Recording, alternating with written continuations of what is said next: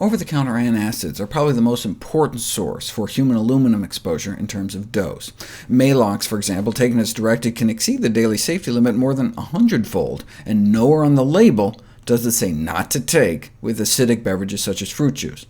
Washing antacid down with orange juice, for example, can increase aluminum exposure 8-fold, and citric acid was worse, the acid found naturally concentrated in lemons and limes.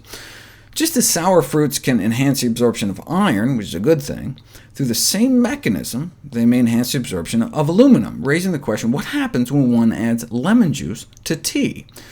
Previously, I concluded that the amount of aluminum in tea is not a problem for most people, because it's not very absorbable. But what if you add lemon? No difference between tea with lemon, tea without lemon, or no tea at all in terms of the amount of aluminum in the bloodstream, suggesting that tea drinking does not significantly contribute to aluminum actually getting inside the body, lemon juice or not. Now they're talking about black tea, green tea, white tea, oolong tea. What about the red zinger herbal tea, hibiscus? The reason it's called sour tea is because it has natural acids in it, like citric acid. Might that boost the absorption of any of its aluminum?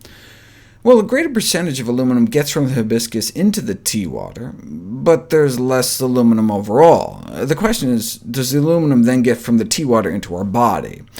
We don't have that data, so to be on the safe side, we should assume the worst, that hibiscus tea aluminum, unlike green or black tea aluminum, is completely absorbable. In that case, based on this data in the World Health Organization weekly safety limit, we may not want to drink more than 15 cups of hibiscus tea a day. That's based on someone who's about 150 pounds, so if you have a 75-pound 10-year-old, a half-gallon of tea a day may be theoretically too much. And more extensive testing more recently suggests levels may be as high as twice as much, so no more than about 2 quarts a day for adults, or a quart a day for kids every day or pregnant women. And hibiscus tea should be completely avoided by infants under 6 months, who should only be getting breast milk anyway, as well as kids with kidney failure who can't efficiently excrete it.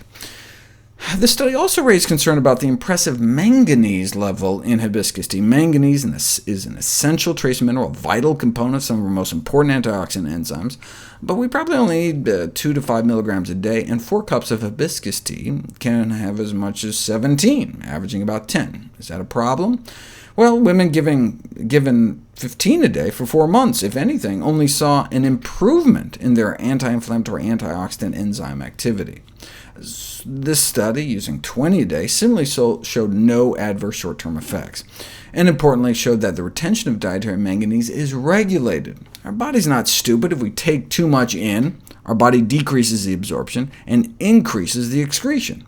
So even though tea drinkers may drink 10 times more manganese, get 10 times more a day, 10 or 20 milligrams a day, the levels in their blood is essentially identical. So there's little evidence that dietary manganese poses a risk. That was regular tea, though. We don't know about the absorption from hibiscus, so to err on the side of caution, we should probably not routinely exceed the reference dose of 10 milligrams per day. So that's only about a quart a day for adults, half a quart for a 75-pound child. So that's actually changed my family's consumption. Given the benefits of the stuff, I was using it as a substitute for drinking water, so 2 liters a day. And I was blending the hibiscus petals in, not throwing them away, effectively doubling aluminum content and increasing manganese concentrations by about 30%. So given this data, I've cut back to no more than about a quart of filtered hibiscus tea a day.